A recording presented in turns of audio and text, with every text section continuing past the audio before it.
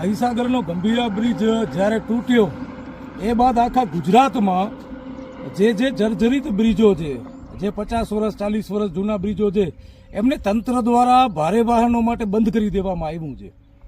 હવે 40 વર્ષ 50 વર્ષ જૂના જે બ્રિજો છે એવામાંથી એક કચ્છ, અને કચ્છનું ખાસ મથક એટલે અબડાસાનું એક બ્રિજ છે, ભવાનીપર ગામ નજીક આવેલું. આ બ્રિજ છેલ્લા 50 વર્ષ ઉપર થઈ ગયું બન્યું છે. એ બાદ માત્ર ને માત્ર સમારકામ કરવામાં આવ્યું છે. અહીં આગળ આ પુલનું કામ આજની તારીખમાં ચાલુ નથી થયું. આ ગંભીરા બ્રિજ પડ્યું એ બાદ અહીંયા કને આ જે લોખંડના પાઇપ લગાવવામાં આવ્યા ભારે વાહનો બંધ કરવા માટે, એથી પહેલા અહીંયાથી ભારે વાહનો ચાલતા હતા. અને આજે અહીંયા પુલની હાલત પણ એકદમ ગંભીર છે, એકદમ તૂટેલું ફૂટેલું અને થીગડા લગાવેલી હાલતમાં છે. આ તંત્રની આંખો જ્યારે કોઈ મોટી ઘટના દેશમાં રાજ્યમાં બને ત્યારે ખુલે છે, પણ વસ્તુ એ થાય છે કે છેલ્લા 4 દિવસથી આ પુલ બંધ છે. આના કારણે ભારે વાહનો નથી આવતા. એના કારણે અબડાસાની જે પ્રજા છે એમને આર્થિક રીતે પણ તંગી પડી રહી છે.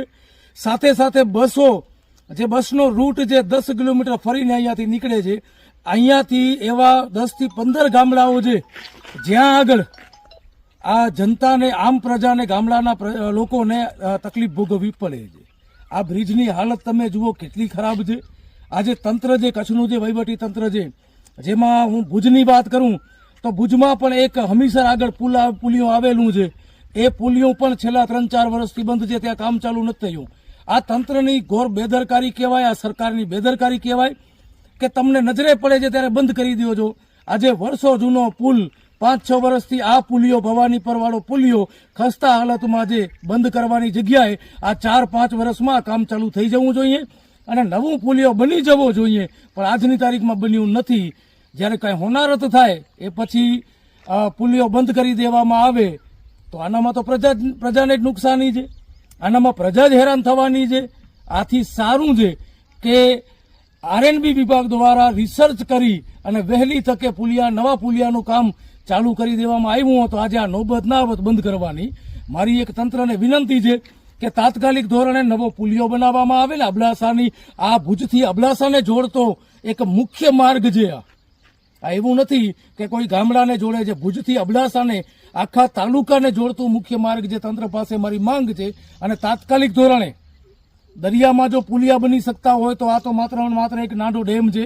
અહીંયા આગળ પણ આ સિઝનમાં પુલિયાનું કામ ચાલુ થઈ શકે એમ છે. તંત્રને વિનંતી છે તાત્કાલિક ધોરણે આ પુલિયાનું કામ ચાલુ કરવામાં આવે, જે થકી અબડાસાની જે જનતા છે એને હેરાનગતિ ન થાય. બસોનો રૂટ જે 10-15 કિલોમીટરનો જે ફરીને જાય છે, ગામડાઓમાં ઘણી બસો આવતી નથી, એમાં 10 થી 15 ગામડા વચમાં આવે છે, એમને હેરાની થાય છે.